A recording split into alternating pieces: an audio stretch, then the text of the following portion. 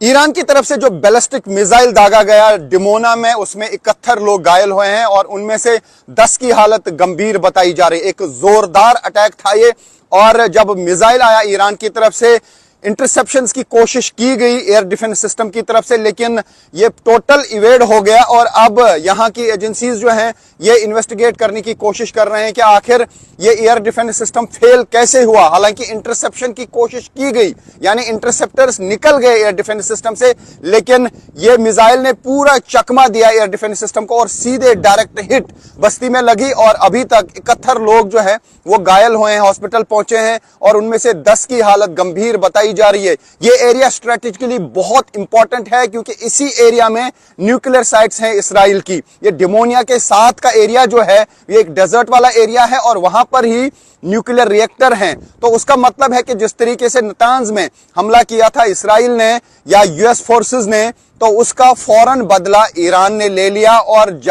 जिस एरिया में इसराइल की न्यूक्लियर रिएक्टर है, न्यूक्लियर साइट्स हैं, उसी एरिया तक मिसाइल पहुंचाया गया। हालांकि ये न्यूक्लियर साइट पे नहीं लगा, लेकिन उसी एरिया में एक जगह निशाना डायरेक्ट लगा और ये डायरेक्ट हिट है और पूरी तबाही इस एरिया में हुई है। और 71 लोगों के घायल होने की अभी तक खबर है। उसका मतलब है कि ईरान की तरफ से जोरदार अटैक्स लगातार किए जा रहे हैं। जिस तरीके से यूएस या इसराइल कह रहा था कि ईरान की कैपेबिलिटी खत्म हो गई है, लेकिन ईरान ने फौरन कुछ ही घंटों में अपने न्यूक्लियर साइट के अटैक का बदला लिया। उसका मतलब है अभी भी बहुत ज्यादा कैपेबिलिटी ईरान के पास है और ईरान लगातार डट के मुकाबला कर रहा है।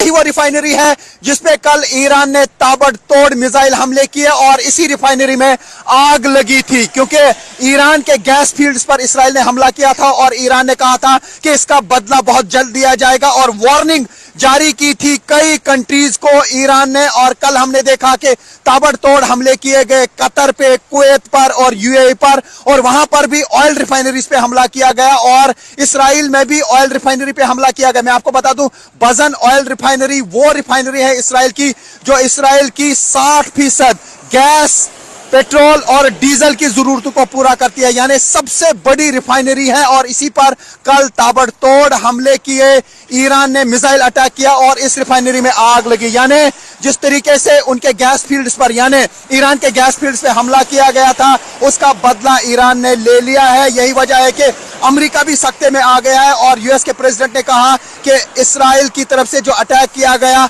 उसमें यूएस फोर्सेस शामिल नहीं थे। तो ये आप देख सकते हैं एक बहुत बड़ी रिफाइनरी है और यहां से ही गैस, पेट्रोल, डीजल और बाकी प्रोडक्ट्स जो हैं वो सप्लाई होते हैं पूरे इसराइल को। और बताया जा रहा है कि ये सबसे बड़ी रिफाइनरी है इसराइल की जिसपे ईरान ने हमला किया है, यानी ईरान के मिसाइल्स यहां तक पहुंच गए हैं। हालांकि इसराइल का दावा है कि एक शार्पनर गिरा था, उससे ज्यादा नुकसान नहीं हुआ, लेकिन हमने देखा कल धुएं के गुबार यहां से उठ रहे थे, यानी ठीक टारगेट पे निशाना लगा है ईरान का। और ईरान ने फौरन बदला लिया गैस फील्ड्स पे जो हमला किया गया था। उसका मतलब है कि ईरान ने भी एनर्जी सेक्टर को इसराइल में हिट किया।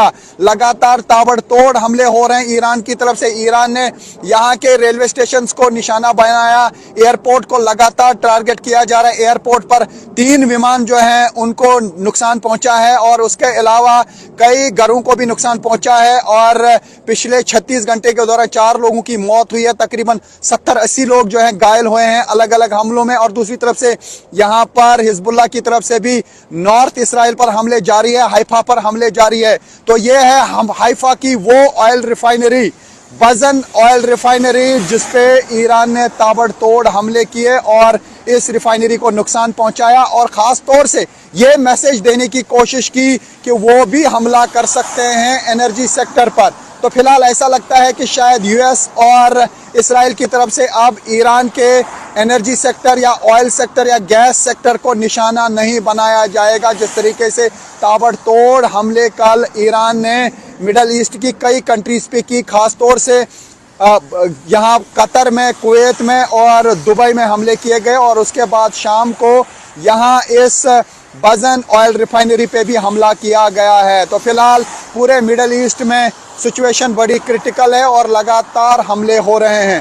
तो इसराइल और ईरान के दरमियान युद्ध जारी है, लेकिन इस युद्ध के बीच ऐसा लगता है कि शायद अब ईरान में एनर्जी सेक्टर को टारगेट नहीं किया जाएगा, क्योंकि जब वहां के गैस फील्ड्स पे हमला किया गया तो ईरान ने जोरदार पलटवार किया, न सिर्फ इसराइल की इस रिफाइनरी पे बल्कि कतर, कुवैत, दुबई में लगातार हमले करके प्रेशर में आ गया है यूएस भी और इसराइल भी। यही वजह है कि अब यूएस और इसराइल की तरफ से शायद ईरान के एनर्जी सेक्टर को निशाना नहीं बनाया जाएगा, लेकिन युद्ध का सिलसिला लगातार जारी है। Rifat Abdullah, news 18 India, Israel.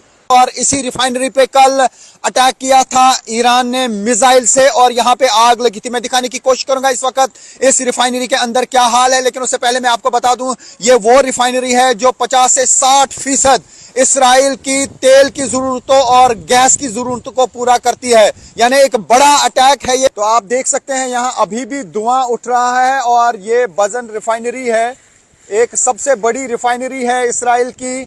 यहां पर आप देख सकते हैं कि किस तरीके से धुएं के गुबार हैं इर्द गिर्द, क्योंकि यहां पे आग लगी थी और आग को बुझाने की कोशिश कल ही की गई थी, लेकिन कुछ जगहों पे अभी भी आग लगी हुई है। ये देख सकते हैं आप, ये बजन रिफाइनरी है और इसी पे ईरान ने अटैक किया था। तो ये आप न्यूज़ 18 इंडिया पे एक्सक्लूसिव विजुअल देख सकते हैं, ये बजन रिफाइनरी है। तो ये आप देख सकते हैं ये ऑयल रिफाइनरी कंपनी का बजन ग्रुप है और ये आप देख सकते हैं कि किस तरीके से इसके अंदर अभी भी आग लगी हुई है, अभी आग जल रही है कई जगहों पे। तो उससे आप अंदाज़ा लगा सकते हैं कि डैमेज ज़रूर हुआ है यहाँ पे। हालांकि इसराइल का दावा है कि ज़्यादा डैमेज यहाँ पे रिफाइनरी को नहीं हुआ है। यही वो रिफाइनरी है जिस पे कल ताबड़तोड़ हमले किए गए ईरान की तरफ से और मिसाइल का एक टुकड़ा यहाँ पे गिरा, जिसकी वजह से यहाँ पे आग लगी और अभी भी यहाँ पे धुआं हम देख पा रहे हैं, धुआं निकल रहा है।